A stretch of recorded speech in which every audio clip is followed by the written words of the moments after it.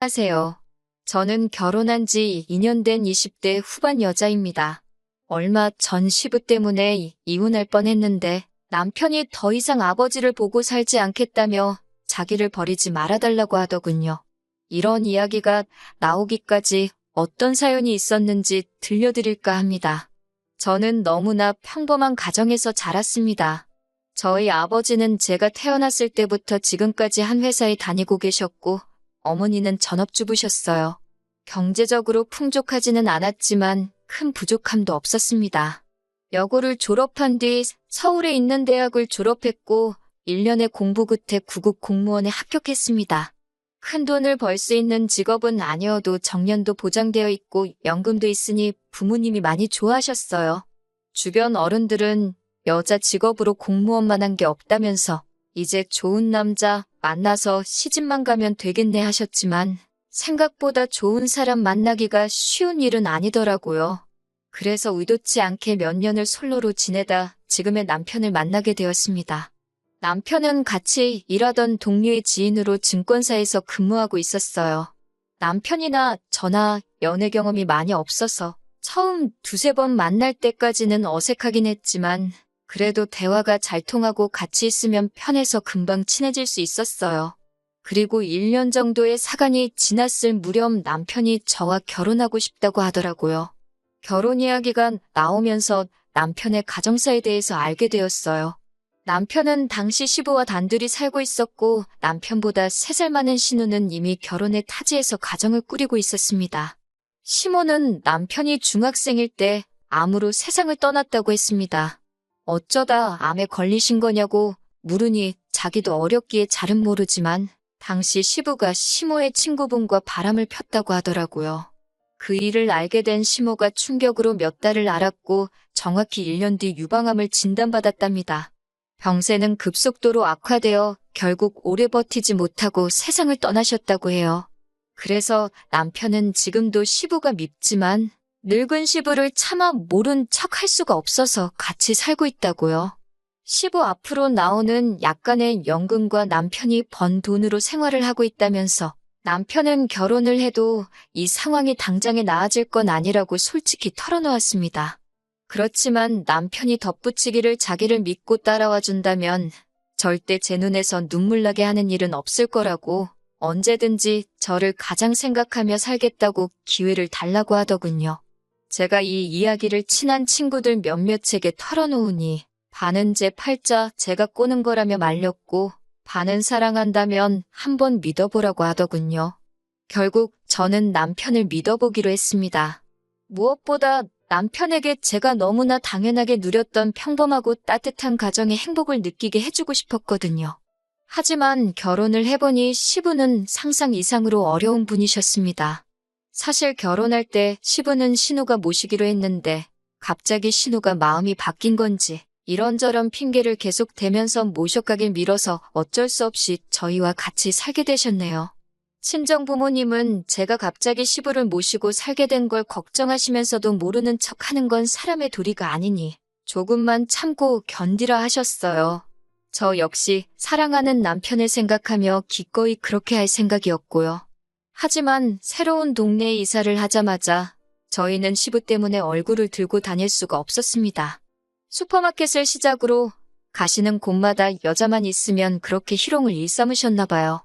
본인 딴에는 농담이라고 해도 듣는 사람 기분 나쁜 그런 이야기들을 막 하시고 아무튼 체면이고 채통이고 하나도 없으셨습니다.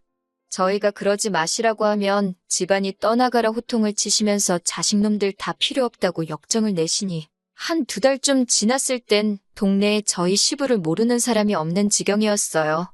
하지만 무엇보다도 상황이 이렇게까지 최악으로 오게 된 건 시부가 다른 사람도 아니고 저희 이모를 희롱했기 때문입니다. 저희 이모는 현재 해외에 거주하고 계세요. 그러다 코로나 때문에 한국에 오지 못하고 계시다 마침내 얼마 전 가족들을 만나러 귀국하셨어요.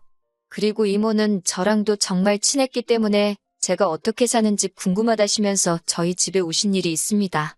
평소라면 시부는 없을 시간이었는데 그날따라 시부가 몸이 안 좋다면 집에 계시는 바람에 저희 이모랑 마주치게 되셨어요.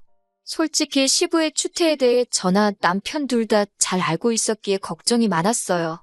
그런데 웬일인지 시부는 굉장히 신사답고 점잖게 저희 이모를 대하더군요. 그래서 속으로 이상하다, 왜 저러시지 싶었는데 다 꿍꿍이가 있었던 거예요. 시부는 이모에게 첫눈에 반했다면서 저에게 한다는 말이, 아니, 너네 엄마도 그렇게 이쁘더니 니네 이모는 더 이쁘네? 이러더라고요.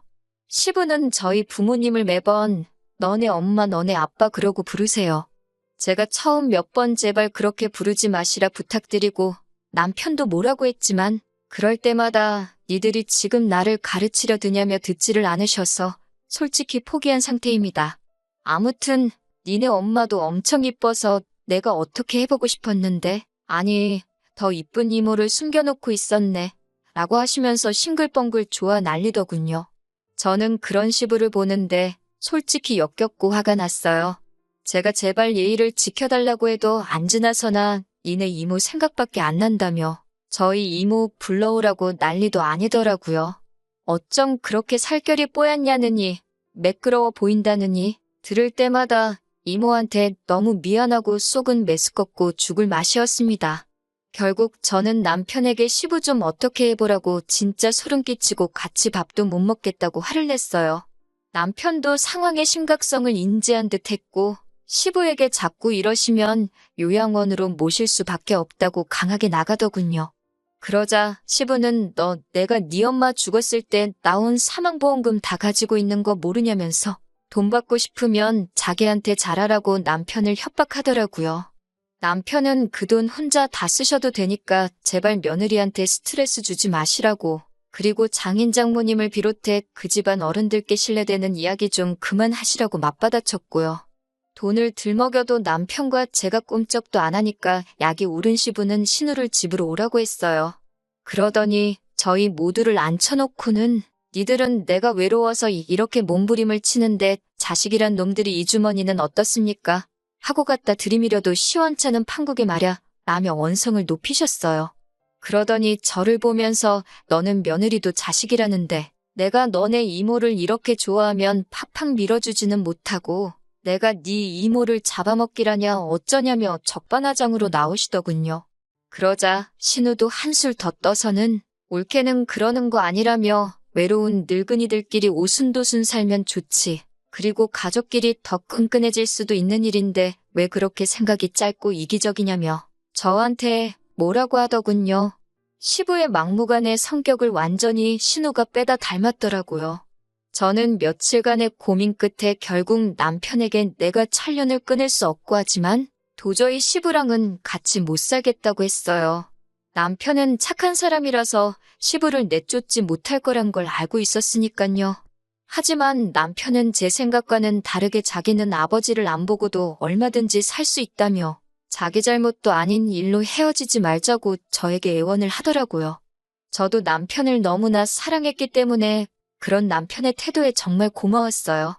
남편은 그 길로 시부에게 달려가 만약에 시부와 저 사이에 한 사람을 골라야 한다면 그건 바로 저일 거라면서 이 집에서도 그만 나가달라고 했어요.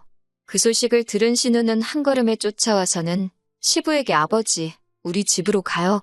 내가 모실게요. 이러면서 저희에게는 너네는 진짜 못돼 처먹었다 라고 말하며 막말을 쏟아내고 갔지만 전 솔직히 남편에게 미안한 마음만 들었을 뿐 신우 말에는 아무런 타격도 입지 않았네요. 오히려 이번 기회를 통해서 정말 남편이 저를 위해서라면 뭐든지 포기할 수 있는 사람이라는 믿음과 확신이 생겼달까요? 그 이후로 남편과 저는 전에 없이 화목하고 다정한 하루를 보내고 있습니다. 그런데 듣기로는 시부가 정말로 돌아가신 시모의 사망보험금을 가지고 있던 게 아니라고 하더군요. 그 돈은 이미 진작에 다른 여자들한테 추근되면서 다 써버렸고 지금은 아무것도 없고 오히려 여러 여자들한테 빚을 져서는 가족인지는 어떻게들 알고 신우한테까지 연락이 오는 모양이더군요. 신우는 저희 남편에게 연락해서 같은 자식인데 왜 자기만 모셔야 하냐며 몇 번이고 눈물을 보이기도 하고 화를 내기도 했지만 남편한테 더 이상 그런 게 먹힐 리 없었죠. 결국 신우도 시부가 개털인 걸 알고 포기해버리고 양로원에 보냈다고 하더군요. 아버님을 모시기로 했다가 마음을 바꿨던 이유는 하나였습니다. 어머님이 돌아가시고 받았다는 그 사망보험금이 진짜인 줄 알았던 겁니다. 아버님을 한번 저버렸던 신우가 이제 와서 시부 편을 들며 우리한테 한 소리 한 것도 다 이유가 있는 행동이었던 거예요. 혹시나 늦게나마라도 시부 편 들며 효녀인 척 한다면 콩고물이라도 떨어질 거라고 생각했나 봅니다. 거짓말한 아버님이 양로원으로 내몰린 건 시부가 자초한 일이니 어쩔 수 없다는 생각이 들지만 어머님 사망보험금 노리고 효녀인 척 연기를 하며 우리에게 막말을 퍼붓던 신우 또한 시부가 동네방네 빌린 돈 때문에 오는 독촉 전화에 아주 골머리를 썩고 있는 것 같더라고요. 뿌린 대로 거둔다는 말이 괜히 있는 말이 아닌 것 같아요. 아무튼 그 소식을 들으니 며느리 된 도리로 두 사람에게 마음이 좋지만은 않았지만 아버님을 제가 모실 일도 없고 빌려간 돈을 제가 갚을 수도 없고 가만히 있는 것 말고는 더는 제가 해드릴 수 있는 게 없었습니다. 지금도 가끔 남편을 보면 미안한 마음이 들기는 해요. 그래도 어쨌든 제 남편을 세상에 존재하게 해주신 분이니깐요. 그렇지만 결심했습니다. 그런 고민으로 시간을 보낼 바엔 남편을 조금 더 사랑해주자고요. 들어주셔서 감사합니다.